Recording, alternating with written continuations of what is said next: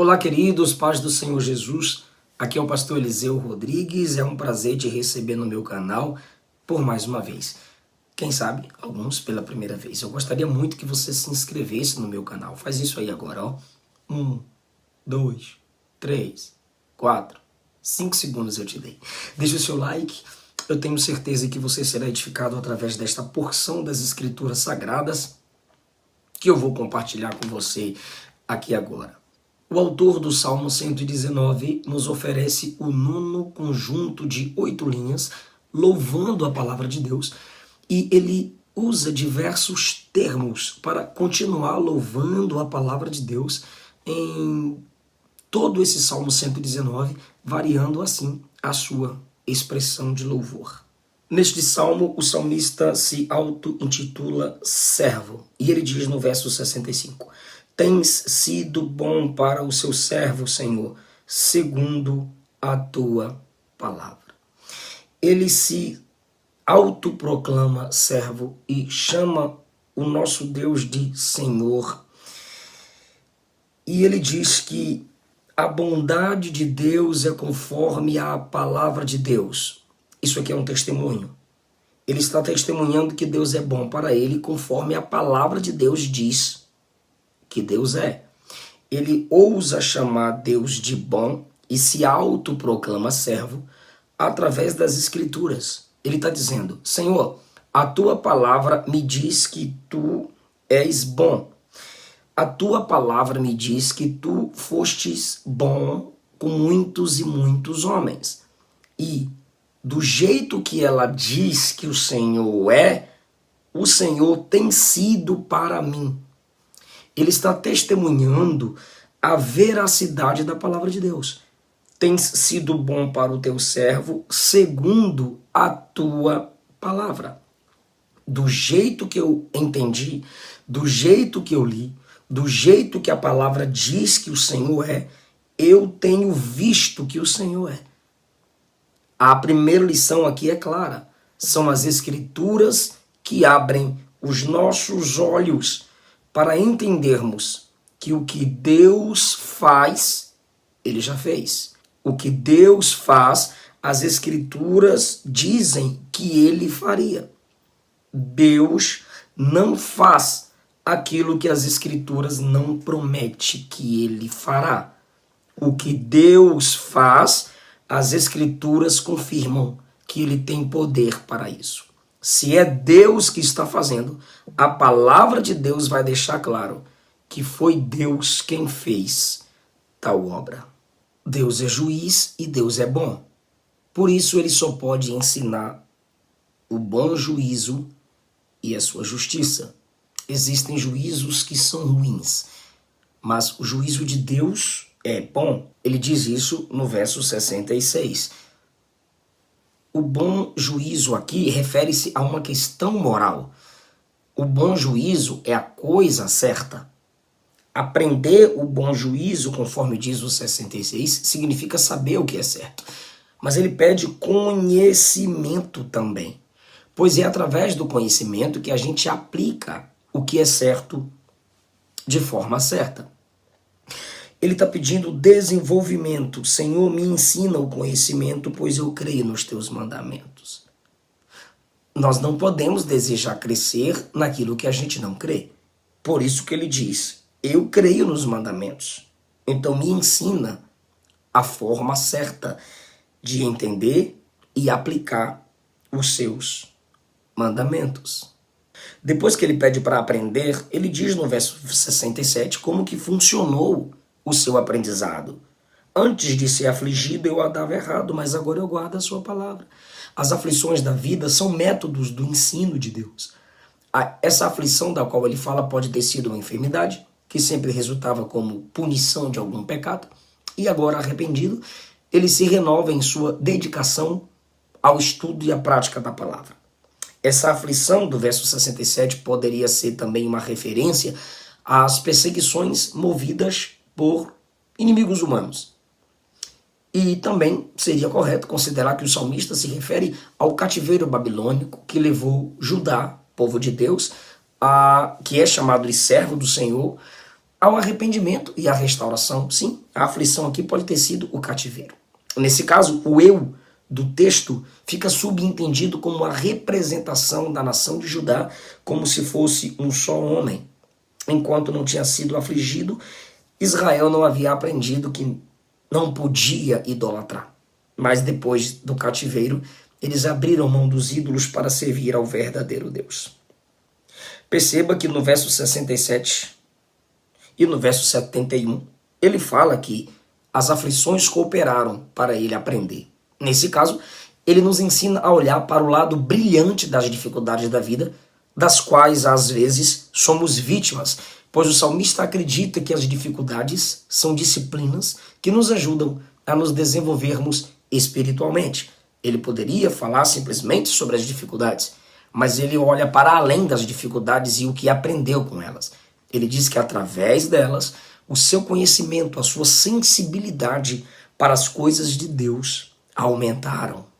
Ele pede para aprender os estatutos ou decretos de Deus no verso 68. E no verso 71, ele diz que aprendeu esses decretos. O que ele pediu para aprender, ele aprendeu. No reino de Deus é assim. Quem pede, recebe. Quem busca, acha. E aquele que bate, para ele a porta se abrirá. A porta da graça, do conhecimento, do desenvolvimento. Se você pedir, você verá Deus responder. Você verá Deus criar estratégias, usar seus métodos santos e perfeitos para te aperfeiçoar no crescimento dele. O salmista também mostra o resultado de ter aprendido a palavra. Verso 69. Os soberbos forjam mentiras contra mim. Os ímpios se levantaram contra ele. Segundo o resultado, 69. Eu guardo no coração os teus preceitos. Não há espaço no coração dele para as mentiras que os ímpios forjam contra ele. Além de seus próprios pecados, o servo de Deus ainda tem inimigos mentirosos que o cobrem de mentiras. A expressão hebraica para forjar aqui, forjaram mentiras, é remendar, fabricar. Enquanto Deus é bom e faz o bem, no verso 68, os ímpios fabricam mentira, pois eles são mentirosos e cada um age conforme a sua natureza. Mas a decisão de Davi não é se abater com os criadores das mentiras, mas é focar no Criador das Escrituras, na fonte da verdade, que é o nosso Deus. Ele diz que quem não aprendeu a palavra tem um coração engrossado com orgulho e soberba, ao ponto de se tornar insensível, no verso 70. E ele diz, seu coração engrossou e ficou como se fosse sebo, gordura. A figura simbólica para a soberba na Bíblia. A figura simbólica para o orgulho é a gordura. E quando você lê Levítico, você percebe que a gordura deveria ser totalmente queimada, senão não era recebido como oferta diante de Deus. Ah, queridos, se a nossa gordura espiritual, nossa soberba, nosso desejo de tomar espaços não morrer em nós, Deus não receberá nossas orações. Deus não receberá nossos cultos. Veja a diferença do coração do ímpio para o coração do justo. O coração do ímpio, no verso 70, é insensível. Ou seja, é como uma gordura, um sebo, uma borracha. Não tem sentimento para as coisas de Deus, mas o coração do justo guarda a palavra justa de Deus. O último resultado do que acontece quando você se desenvolve no reino de Deus, na palavra, está no verso 72.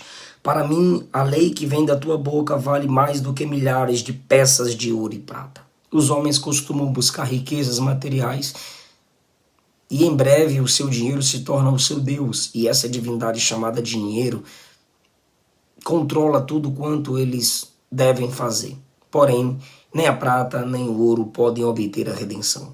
Sábios são aqueles que até usam seu dinheiro para adquirir o ouro da sabedoria contidos na palavra de Deus. A sabedoria espiritual é o verdadeiro tesouro que temos em vasos de barro, que é o nosso corpo. Colossenses 2 diz que em Cristo estão escondidos todos os tesouros espirituais da sabedoria que perdura para a vida eterna. Champlin, um grande comentarista, conta a história de um rabino chamado José. Ele se recusou a ir a um certo lugar onde ganharia muito dinheiro. E sabe por que ele se recusou a ir a este lugar? Porque ali não havia sinagoga. Ou seja, um lugar que no tempo do rabino era um lugar específico para se reunir e estudar as escrituras sagradas. Queridos, será por isso que os mentirosos inventaram calúnias contra o salmista no verso de número 69? Será que foi pelo motivo dele ter aberto mão das amizades deles? E por que ele abriu mão das amizades dos ímpios? Porque eles não valorizam as escrituras. Judas foi um exemplo nessa questão tocante a dinheiro, quando o dinheiro se torna substituto da verdade, por causa de 30 peças de prata. Ele abriu mão daquele que é a verdade, que nos deu a palavra completa e revelada. O salmista nos mostra nessa 9ª porção que só Deus é perfeito. Mas ele deixa claro que ao se afastar, ele aprendeu a voltar através da aflição. Com Deus é diferente. Deus é bom e faz o bem. Isso não pode ser dito de homem algum. O homem é mau em sua natureza, por isso ele se desvia como o salmista, por isso ele mente como os inimigos do salmista. Mas Deus é bom, no verso de número 68, e faz o que é bom. Através de Cristo, que é o exemplo supremo de todos aqueles que devem conhecer as Escrituras Sagradas. Cristo é o exemplo de que devemos fazer o bem, não porque a bondade está em nós, mas pela imitação de Cristo, que é um com o Pai. Nós não somos bons por natureza, mas a graça de Deus nos capacita a imitarmos Cristo e pela graça a gente faz o que é bom.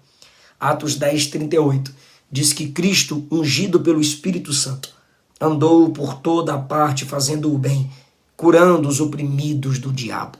Quem é cheio do Espírito do Cristo vencedor consegue controlar suas malignidades e fazer o bem como Jesus fez, frustrando os planos do maligno, que é Satanás. Que Deus te abençoe. Deixe o seu like, deixe o seu comentário. Até o nosso próximo vídeo.